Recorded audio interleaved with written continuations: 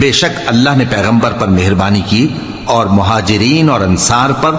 جو باوجود اس کے کہ ان میں سے بعضوں کے دل پھر جانے کو تھے مشکل کی گھڑی میں پیغمبر کے ساتھ رہے۔ پھر اللہ نے ان پر مہربانی فرمائی، بے شک وہ ان پر نہایت شفقت کرنے والا ہے،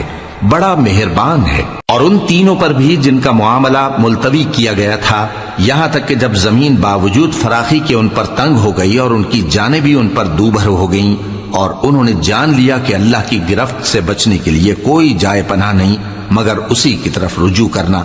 پھر اللہ نے ان پر مہربانی کی تاکہ توبہ کریں، بے شک اللہ توبہ قبول کرنے والا ہے، مہربان ہے۔ اے اہل ایمان، اللہ سے ڈرتے رہو اور راست بازوں کے ساتھ رہو۔ اہل مدینہ کو اور جو ان کے آس پاس دیہاتی رہتے ہیں ان کو شایع نہ تھا کہ اللہ کے پیغمبر سے پیچھے رہ جائیں، اور نہ یہ کہ اپنی جانوں کو ان کی جان سے زیادہ عزیز رکھیں، یہ اس لیے کہ انہیں اللہ کی راہ میں جو تکلیف پہنچتی ہے،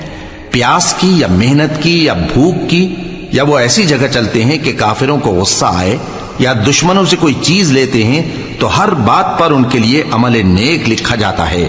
کچھ شک نہیں کہ اللہ نیکوکاروں کا اجر ضائع نہیں کرتا۔